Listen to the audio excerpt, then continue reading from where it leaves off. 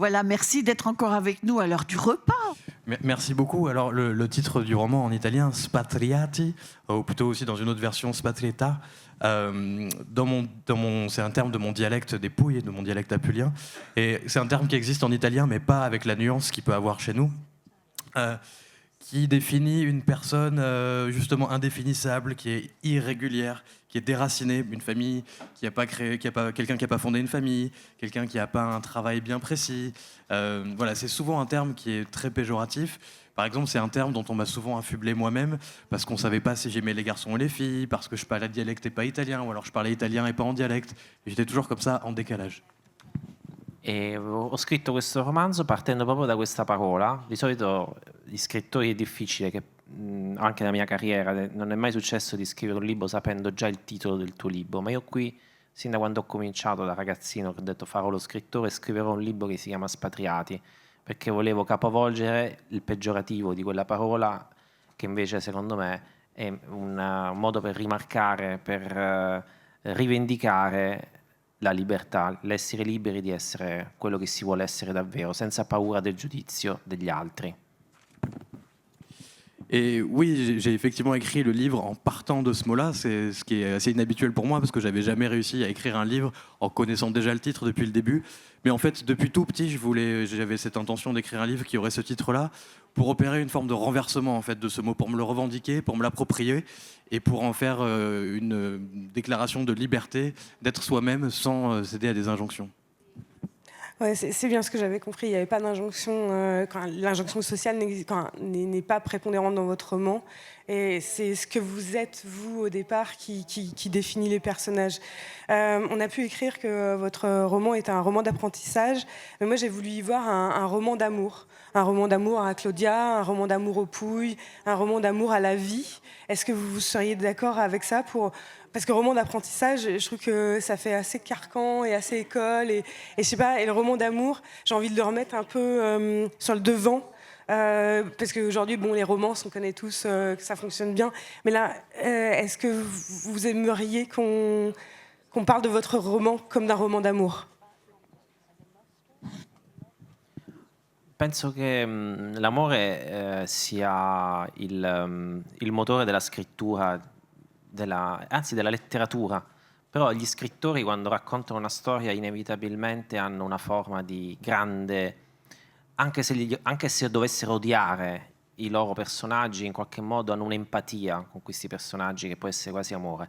Nel caso di Spatriati io volevo mentre scrivevo ero molto molto innamorato, avevo tenerezza. Ecco, c'è Olga Tokarczuk, una scrittrice che amo tantissimo, che dice gli scrittori devono avere tenerezza quando raccontano una storia, devono stare in connessione. L'amore è una forma di connessione, una connessione celeste, miracolosa, perché a volte sembra non avere origine, ed è un po' la ragione per cui anche i libri, in tutti i libri c'è sempre un momento in cui noi percepiamo che quello scrittore sa amare o comunque prova ad amare. Oui, je pense que l'amour, c'est quelque part le moteur de l'écriture, voire même de toute la littérature. Il y a une forme d'empathie qu'on éprouve forcément pour ces personnages. Moi, quand j'ai écrit Les Irrésolus, j'ai éprouvé une immense tendresse pour Claudia, pour Francesco. Là, je me réfère à Olga Tokarczuk, qui est une écrivaine que j'aime énormément, qui dit qu'il faut éprouver de l'empathie pour ces personnages, que c'est essentiel d'avoir une connexion. Et évidemment, l'amour, c'est une forme de connexion, je dirais, céleste, presque miraculeuse. Et c'est la raison pour laquelle dans tous les livres qu'on peut lire, on trouve toujours un moment où on se dit oui, là, l'auteur, il éprouve de l'amour pour ses personnages. E spesso questo libro parla di un amore spatriato, cioè un amore libero, un amore che è fuori dalle convenzioni. E molto spesso quando noi ci innamoriamo di una persona pensiamo che la nostra relazione debba aderire alle convenzioni degli altri. E molte persone se la fanno andare bene questa cosa perché come dire, non ti arrivano problemi, cioè è il quieto vivere, un quieto vivere. Però in realtà gli uomini sono troppo complessi, l'umanità le persone sono troppo complesse per poter amare solo in un modo, esistono tanti modi di amare e questo libro è un po' una cucina dei sentimenti, uso questa parola un po'. E infatti in Italia è stato un libro molto divisivo, proprio per questo, perché parla di relazioni che vanno oltre quelle.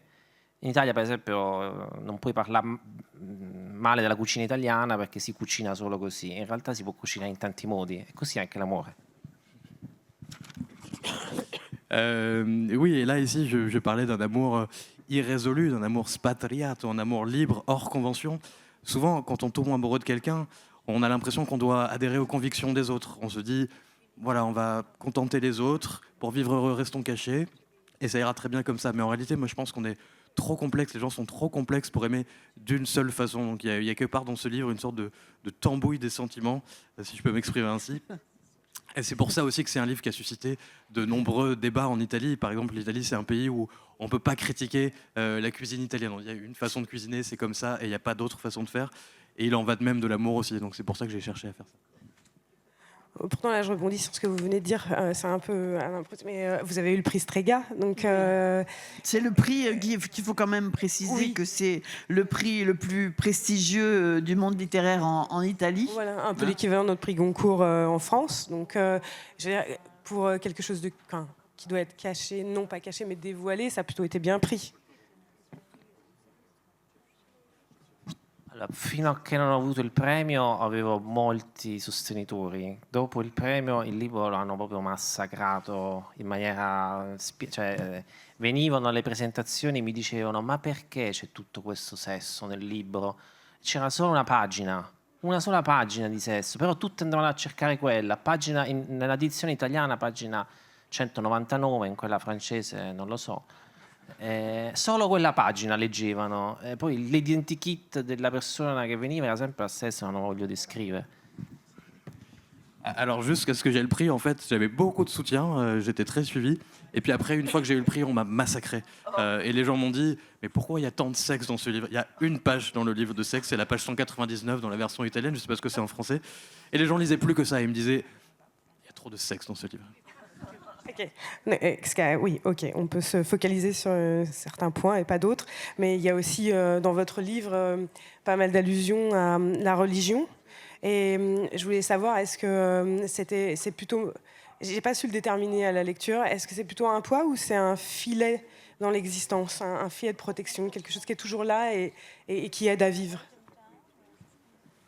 La religione, soprattutto, allora, io vengo da una terra, dalla Puglia, dove sono presenti, ovviamente una religione dominante, quella è il culto cattolico, però ci sono tracce importanti anche delle altre religioni monoteistiche nella mia terra, e questo in qualche modo influisce anche nel modo di guardare la nostra società. Ma allo stesso tempo i protagonisti di questo libro usano il cattolicesimo, usano l'estetica della religione in maniera sensuale, nel senso che le opere d'arte, le chiese, l'arte, la letteratura che emerge dalle Sacre Scritture, loro la usano per conoscere se stessi e la interpretano in maniera diversa da come la insegnano i sacerdoti e scoprono paradossalmente, proprio con i divieti della Chiesa, invece la loro libertà, insomma, letteralmente opposta, insomma, a quello che hanno insegnato loro i sacerdoti. La religion, alors moi je viens d'une terre, les Pouilles, où le culte catholique est évidemment prédominant. Il y a aussi des artefacts des autres monothéismes, donc tout ça est très important.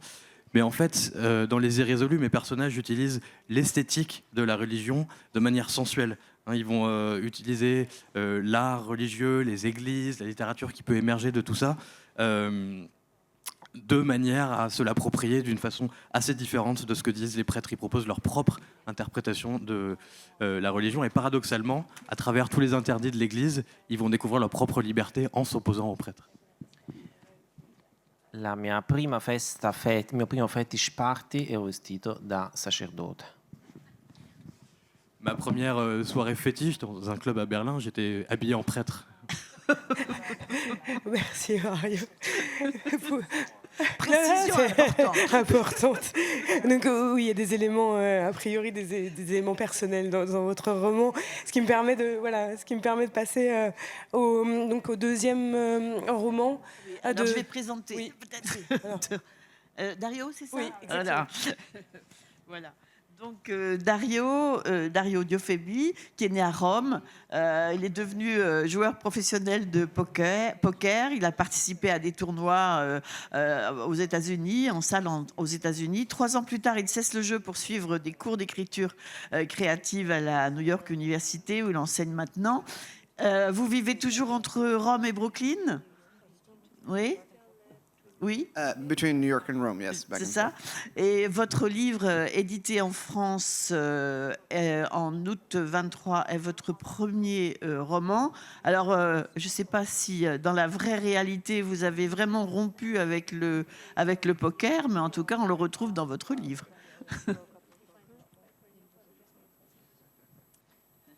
Well, first of all, thank you for having me and thank you all for coming. My brain is still processing the fact that Mario speaks Italian and I'm speaking English to you, which feels extremely confusing. We're in a circus, which also makes it kind of weird. It's a whole thing. That's great. I'm going to stick to English, I think. So yeah, I did stop playing poker when I moved to New York for creative writing school because turns out poker is not something you can do a little bit of. You can either, play it once on Sundays with your friends, or you can be a full-time professional poker player, but you can't just kind of do it. So when when it became clearer to me that what I wanted to do was write about it or write a novel set in Vegas, there was no option of playing poker. And I haven't basically played in the last 8 years at this point. But yes, there is a good amount of it in the book, obviously, because it reflects the experience of when I was living in Las Vegas, and it was a big part of the scene that I could be able to describe.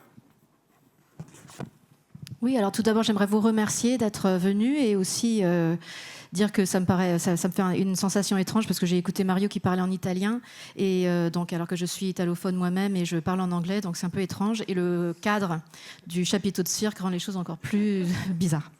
Donc j'étais en effet joueur de poker professionnel jusqu'à ce que j'aille à New York donc faire un cours d'écriture créative. Et en fait, c'est parce que le poker n'est pas quelque chose qu'on peut jouer un petit peu quand on est joueur de poker professionnel. On peut jouer bien sûr de façon récréative le samedi avec ses amis, mais quand on est joueur professionnel, c'est vraiment une occupation à plein temps. Et quand j'ai vu que clairement je voulais écrire à propos du poker, il a fallu que j'abandonne la carrière de joueur professionnel. Et là, ça fait 8 ans que je n'ai pas joué. Et c'est aussi, j'écris à propos du poker parce que c'est vraiment ça que j'ai vécu que j'ai expérimenté, quand j'ai vécu à Las Vegas.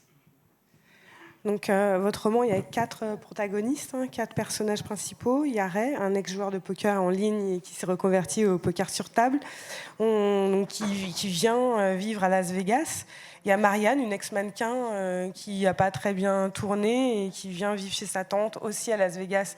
Et ensuite, on a Tom, un Italien qui a gagné un tournoi. Et en gagnant ce tournoi, il a gagné un voyage à Las Vegas pour vivre d'autres tournois de poker. Et enfin, on a Lindsay, une journaliste d'une famille mormone qui, elle, est originaire de Las Vegas. Moi, ce que je voulais savoir, c'est Las Vegas, c'est quand même le 5e personnage de ce roman. Vous vouliez, par force de détail, montrer la vie qui régnait comme une vie particulière des États-Unis.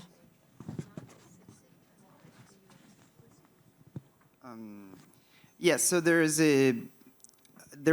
writing about Las Vegas was the initial impulse for writing this novel. So it was first a novel about the city, and it became immediately clear to me that it would not be the story of one person. It would not be like a hero's journey of one person.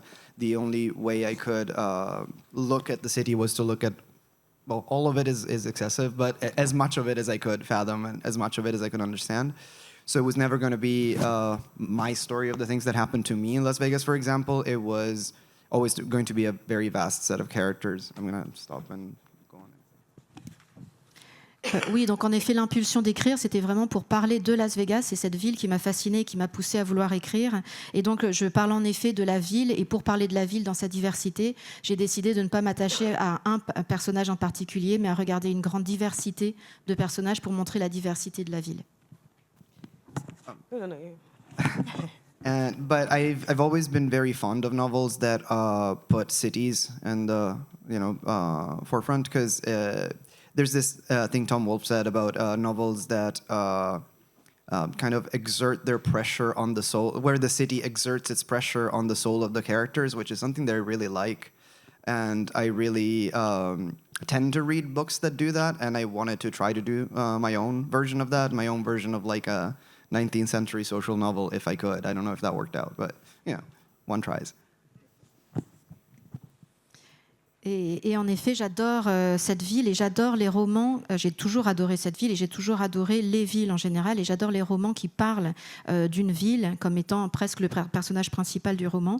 Et je pense que Tom Bolt disait que il aimait les histoires dans lesquelles la ville exerce sa pression, son emprise sur l'âme des personnages.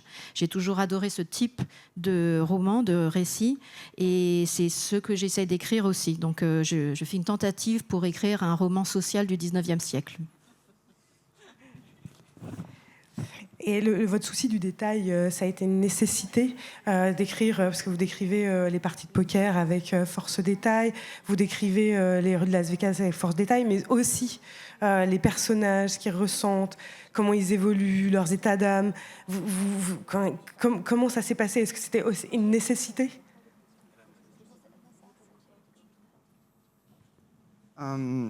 Well, I'm a very detail-oriented writer, I think, in general.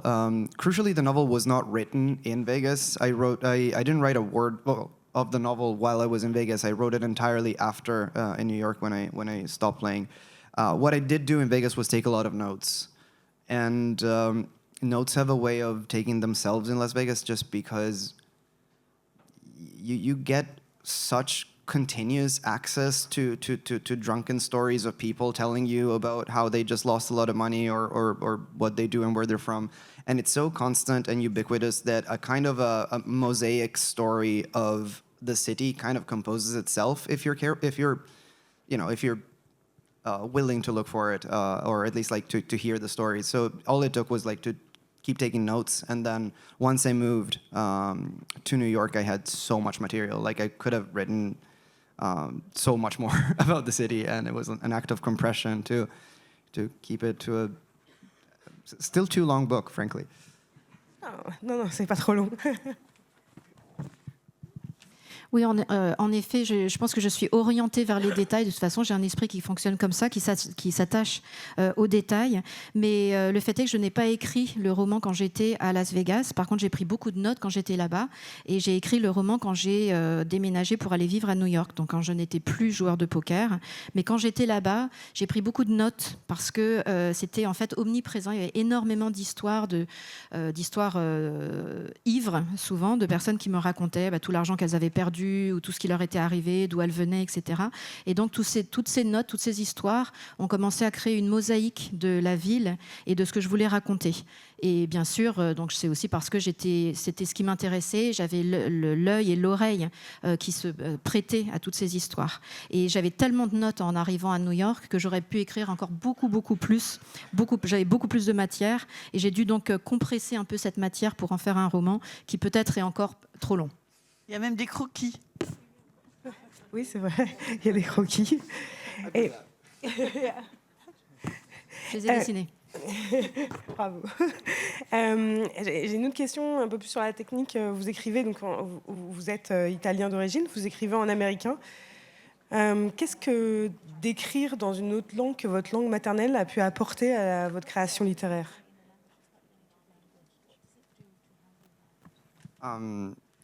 It is so great to be able to do that and to be able to think and write in a different language. There's obviously, I don't need to go into the immense tradition of great writers who have written in English as a second language, of which I am not worthy of. But it's so cool that that's been done.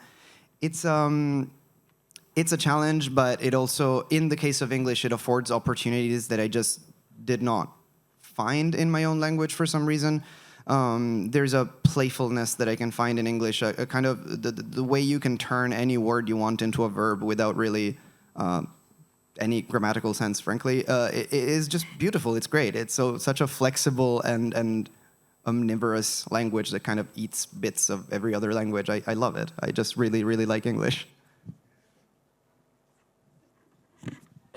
Oui, en effet, c'est merveilleux de pouvoir écrire dans une langue qui n'est pas sa langue maternelle et de pouvoir penser et écrire dans une autre langue que sa langue maternelle. Bien sûr, je ne vais pas me référer à tous les auteurs qui ont écrit en anglais comme une langue étrangère, une deuxième langue. Je ne vais pas les citer, mais il y en a beaucoup. Et c'est un défi, dans une certaine mesure, d'écrire dans une langue qui n'est pas la sienne au départ. Mais pour ce qui concerne l'anglais, c'est aussi vraiment très riche en opportunités. Et j'ai eu l'impression que ça m'apportait plus d'opportunités que n'en apportait ma langue maternelle, l'italien. L'anglais est très joueur de par sa nature. On peut prendre un mot et en faire un verbe en faisant fi des règles de grammaire. L'anglais est une langue très flexible et qui prend des mots et des éléments de beaucoup d'autres langues. Enfin, quand même, ce sera pas ma dernière question, mais pour vous, oui. Tous les personnages sont en quête de sens. En tout cas, c'est comme ça que j'ai lu ce roman. Est-ce qu'on peut dire que c'est un roman sur la condition humaine ou est-ce que vous avez tiré le fil de ce qu'on appelle le rêve américain ? The more than a search for meaning for the characters, I feel it's a search of direction. These are young characters in their 20s who are all faced with some kind of crisis, some individual crisis, and it seemed to me that what they would really want is for someone to just tell them what to do, which is a feeling I often had in my 20s, not that I'm much more mature now, but at the time I was particularly looking for someone to just tell me what to do, and then that's going to be so much easier. And I feel like that's kind of the exploration of the human condition that you mentioned, that kind of is at the root of those characters. There is... The American Dream is definitely a component, at least for one of them, because I have one character who's an Italian and travels to the US in pursuit of a very involuntary American dream. He doesn't really mean to do it. He ends up staying there kind of randomly, frankly. And it's a strong component, not for, I guess, the entirety of the cast, but it's definitely there for sure. Oui, en effet. Alors peut-être plus qu'une quête de sens, je pense que c'est peut-être une quête de direction. Et c'est vrai que tous mes personnages ont à peu près la vingtaine. Ce sont de très jeunes adultes qui passent par une crise personnelle d'une forme ou d'une autre et qui sont peut-être en train d'espérer ou se demander si quelqu'un ne va pas leur donner justement la direction à suivre qui leur faciliterait bien les choses dans cette période de grande crise de direction. Et peut-être que c'est le sentiment que j'avais à cette époque-là, que ce serait tellement plus simple quand on est jeune adulte que quelqu'un nous dise exactement le chemin à suivre. Donc c'est peut-être une exploration comme vous le dites, de la condition humaine par ce biais-là et qui prend aussi la forme de la quête du rêve américain, en particulier pour un des personnages, qui est l'Italien qui arrive aux États-Unis et qui, d'une certaine mesure, se retrouve de façon involontaire à vivre le rêve américain un peu par hasard. Voilà, ça s'intitule Paradise Nevada. C'est signé Dario Diofebi. C'est paru très récemment chez Albin Michel. Il y a même, j'y connais rien au poker, hein, mais il y a même des trucs, des combinaisons à l'intérieur du livre. Je me disais peut-être que ça peut servir à des gens qui jouent, non? I am sorry about those. Those were not meant to be like I never meant for people to actually learn poker from the book or to even like engage with the math that is in there. The math is there to look weird and kind of hostile. Like it is meant to be this weird thing that these characters engage in with like a very strong conviction and they care a lot about it. But yeah, I was not trying to teach me. Please don't learn poker from the. Please don't. I take no responsibility. Yeah, please don't. It's not written in it. No, yeah, it's any legal. No, sorry. Alors, on va arriver Pardon, au oui. livre de Francisco. Oh, pardon. Oui, pardon. Donc oui, je suis désolée pour les équations mathématiques un peu absconses. C'était en fait justement le but, c'était que ça ne soit pas très facile d'accès. Je ne veux pas du tout apprendre le poker à qui que ce soit ou que vous essayiez de jouer au poker grâce à mes petites équations mathématiques. L'objectif, c'est plutôt de donner cette impression de bizarrerie et de quelque chose d'assez hostile, de gens qui ont cette conviction en fait que c'est ça qui a du sens pour eux, mais pas du tout. Et je décline toute responsabilité si vous décidez de jouer au poker. Merci beaucoup. Donc, le livre de Francisco Goldman, Monkey Boy, traduit par Marie Hermet, paru dans la collection Bouquins. Vous êtes né à Boston, vous êtes écrivain et journaliste, vous enseignez au Trinity College dans le Connecticut. Vous avez écrit des essais et 5 romans, dont le dernier, Dire son nom, a remporté le prix Femina étranger et est un succès mondial. Et vous avez été finaliste aussi celui-ci a été finaliste du prix Pulitzer. Donc, voilà, on va parler de Monkey Boy et de Multiples racines. C'est ça. Donc, pour donner un peu un avant-goût de lecture, Monkey Boy raconte à travers la voix du narrateur qui s'appelle... Eh oui, Francisco Goldberg, à l'occasion d'un retour entre New York et Boston, l'occasion donc au narrateur de revenir sur des points de sa vie. À l'occasion de différents rendez-vous, il va rendre rendez-vous à des gens qu'il n'a pas perdus de vue depuis longtemps, ou à sa mère. Et il revient notamment sur des parties un peu difficiles, une enfance un peu traumatisante, avec un père violent, des moqueries, de camarades.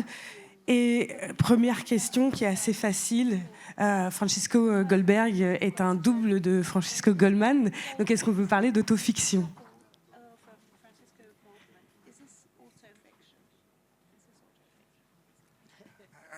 I don't even know what autofiction is. It's a mysterious word to me.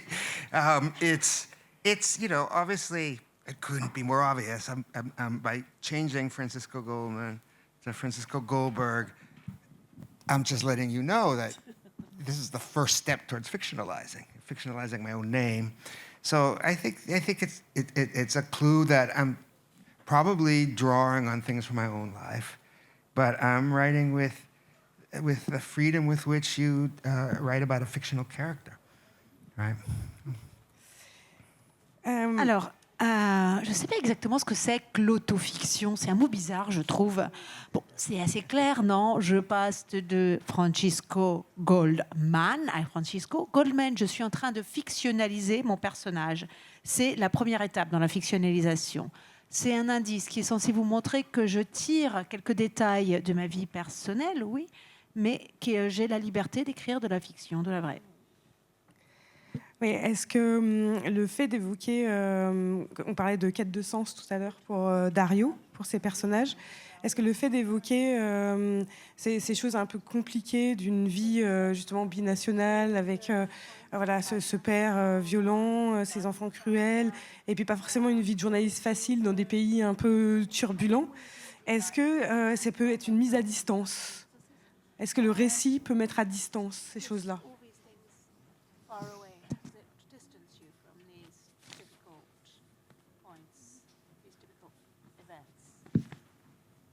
Writing about it just Yeah. me? Oui. No, I think it was kind of the book is, it's a 5-day trip home, by somebody who's reached that point in his life. He's about to turn 50. It's a good time to assess your life and wonder how you got to be where you are right now. In his case, he's had to leave Mexico because of political threats against him because of the work of journalism he's done. He reflects that probably he didn't really have to leave. He may have exaggerated his own fear, but he kind of felt like coming back for a while anyway. The 5-day trip home is really a trip into his past. It was really the challenge of that book was to find the form in which a 5-day trip home could sort of narrate a whole life. It's quite, to me, it's almost in the genre of the fantastic, because nobody goes around in first person narrating their whole lives to themselves, you know, in a convincing way, which is what the sort of the narrative of the game is. The narrative game is of the book. And let me just, you know, he's wondering why. Here I am. I think there's two or three important elements. He's not ever had a really fruitful love. No. He's maybe on the verge of falling in love. And he's looking for answers to why that is in the people he'll be talking to during this 5-day trip home. Bon, bah non. En fait, ce livre, c'est l'histoire d'un retour chez soi, un voyage de 5 jours. Le narrateur est à un moment charnière de sa vie. Il est sur le point de fêter son 50e anniversaire et il évalue sa vie, tout ce qui lui est arrivé de par le passé, comment il en est arrivé, où il en est.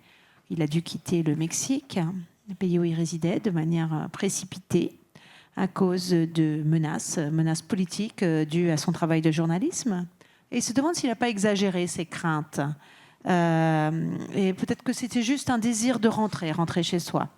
Ce voyage de 5 jours, c'est un retour dans le passé. Pendant ces 5 jours, on fait le voyage sur toute une vie passée. Et bon, c'est assez incroyable, c'est presque de la littérature fantastique, parce que personne ne fait ça, hein, personne ne revisite tout son passé en 5 jours. Mais c'est le jeu que j'ai décidé de jouer, le jeu narratif.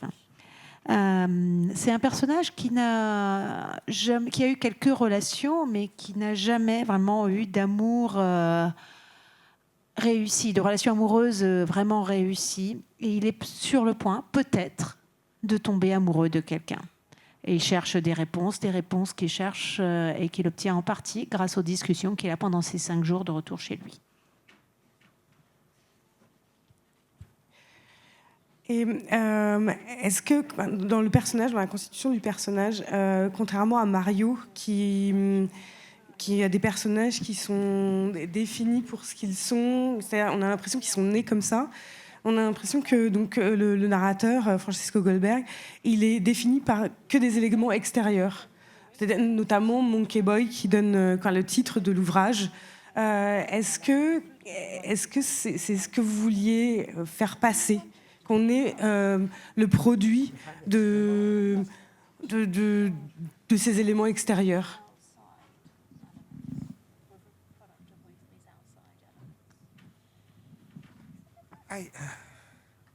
I think he's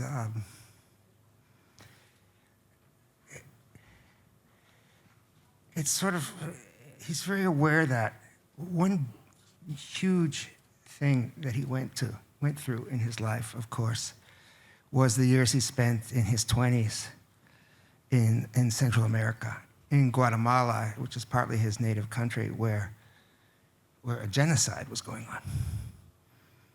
One of the things that he wonders constantly about is when he goes back, and his nature is a kind of happy-go-lucky mostly, even a little bit frivolous in some ways, a little bit ridiculous, a little bit comical. He's constantly wondering, where does this fit? Where does this kind of horror fit in your mundane daily life in the United States, right? As he tries to make a life and find love, like what do you do with that experience? No, and it was kind of an experiment to say, I said, okay, if you go home, if you've been through all of this, and I'm constantly thinking, you know, even to myself as a writer, you know, you always feel that if you've been through something like that, you feel a responsibility to it. You sort of, you know, it's like a kind of a burden. Like, how can you be thinking about these little love stories when you have this sitting, you know, in your past and you're not writing about it? And so one of the things I did is I thought, in a 5-day trip home, this is who he is, this is what he's lived through. But if you take a 5-day trip home to visit your mother and some of the people who raised you, and the girl you had an unrequited love with when you were 15, which is like a big moment in the book, how how is that going to affect that person who's doing those things? And it was kind of an experiment to sort of find those things out,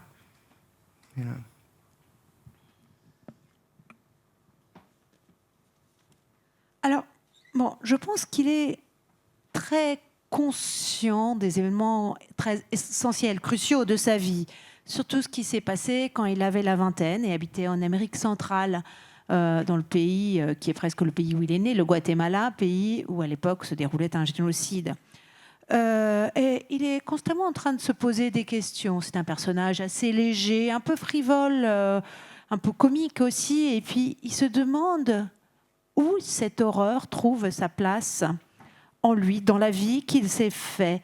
Qu'est-ce qu'on fait exactement de ce qu'on a expérimenté, de ce qu'on a vécu, après avoir vécu tout ça. Et puis, avoir vécu tout ça, est-ce que ça nous donne une responsabilité? Et il y a cette opposition entre cette charge qu'il porte et le fait de l'histoire d'amour qui le turlupine.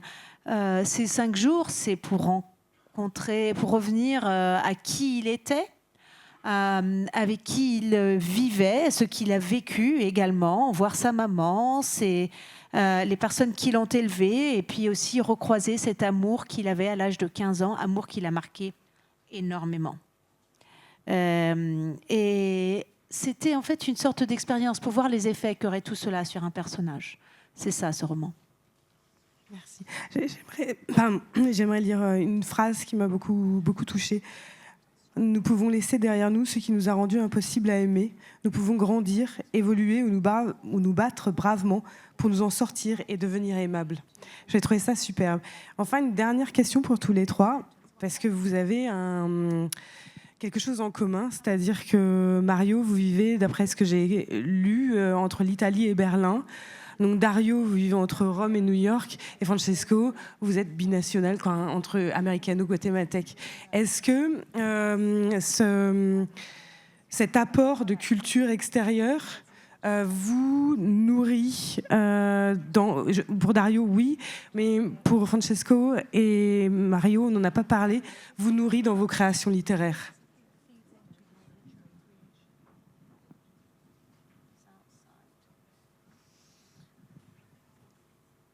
Dario, peut-être? Oui, comme ça, il faut qu'il parte après. Oui, c'est pour ça. Oui. Je voudrais vivre à Berlino. Vorrei vivere a Berlino adesso. Ho vissuto. C'è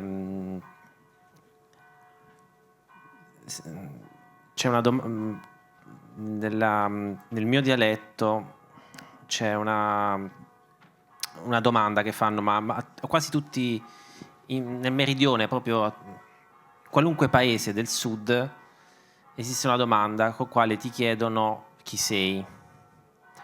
Questa domanda in dialetto, io lo dico subito in italiano, è: a chi appartieni?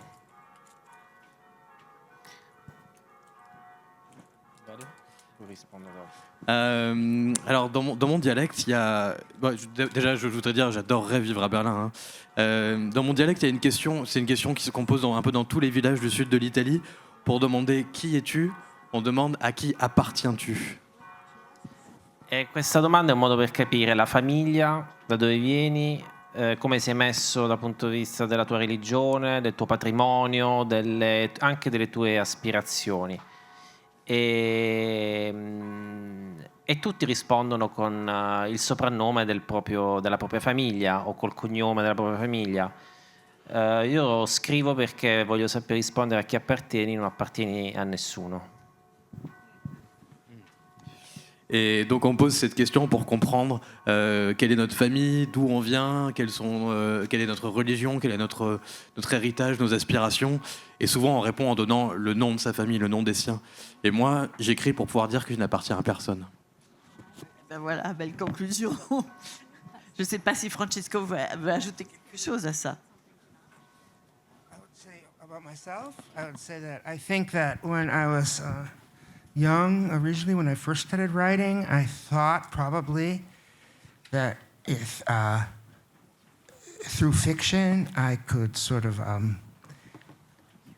make this very marginal, fractured biography of mine, being from Guatemala, being from the United States, being from a Catholic family, being from a Jewish family. I thought that I could, knit it together through fiction. That through the magic of fiction, Guatemala could be the same size as the United States, right? In a sense, and have the same equal. It was a magically coherent place, unlike the world I'm forced to inhabit. I think in Monkey Boy, I wasn't looking for that kind of consolation. I wanted to understand really and truly, and I discovered, I didn't know the book was going to tell me this when I started, and I want to try to say this briefly, because otherwise I'll go on too long. I realized, when I looked really, in the novel, he goes home and he talks to his mother, who's in a nursing home. She has dementia. Sometimes she remembers things, sometimes she doesn't. And he begins to unravel the mystery of her life story. And you begin to see in the very vicious, cruel relationship she had with my father, the way that power imbalance of the United States crushing Central American countries played out inside our family, inside her life. And it just utterly did. The way she eventually responded with so much resilience and so much courage and so much love was, for me, the great lesson I found in that novel that I didn't expect to find when I started to write it.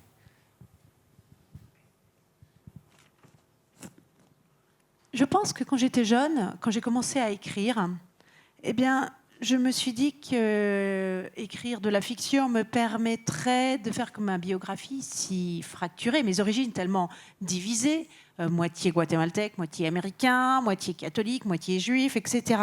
Ça me permettrait de tout unir dans un monde merveilleux de fiction, que grâce à la magie de la fiction, tout deviendrait cohérent. Et maintenant, je ne suis plus aussi jeune, et puis quand j'ai écrit ce livre, je ne voulais plus effectuer ça. Quand j'ai écrit Monkey Boy, c'est plus du tout ce que je souhaitais effectuer. Je voulais comprendre. En fait, mon personnage principal retourne donc à la maison. Il va voir sa maman qui est dans une EHPAD, qui commence à souffrir de démence sénile. Et petit à petit, l'histoire de sa vie, la vie de sa maman, se déroule devant lui. Et il commence à avoir cette relation si cruelle qu'avait la maman avec son père. Comment la manière dont les États-Unis, le grand pays, les US, qui écrasent les pays d'Amérique centrale, y compris le Guatemala, c'est quelque chose qui se déroulait en fait en réalité dans sa vie. Et c'est un peu ça le résultat de ce roman. C'est la leçon que j'ai tirée de l'écriture de ce roman, et c'est une leçon tout à fait inattendue.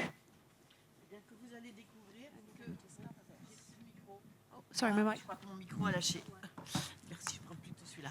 Voilà, ce que je voulais dire, c'est... Du coup, ça a coupé ma conclusion. Je suis un peu embêtée. Ce que je voulais dire, c'est que vous allez le découvrir en lisant ce livre de Francisco Goldman qui s'intitule Monkey Boy, qui est paru chez Bouquin, et qui est un livre assez étonnant et passionnant. Je me demande comment on peut se construire, enfin le personnage, comment le personnage peut se construire quand son père, quand il est jeune, lui dit qu'il n'a aucun caractère et que ça se voit. Puis il y a le livre de Dario Diofebi dont nous avons parlé tout à l'heure, Paradise Nevada. Donc c'est pas une leçon de poker, vous avez bien compris. Et puis il y a le livre de Mario Desiati paru chez Grasset, Les Irrésolus. Voilà, que vous allez pouvoir découvrir aussi. J'ai dit qu'il était paru chez Albin Michel, Dario Diofebi, et j'ai dit pour tout le monde. Et je remercie beaucoup Elsa qui faisait son premier plateau sur le plateau du Café des libraires. Merci à vous et merci à vous pour votre attention. On va enchaîner dans quelques minutes avec mon ami Pascal Jourdana qui va me remplacer et il sera question d'une société corrompue. À tout à l'heure. Merci.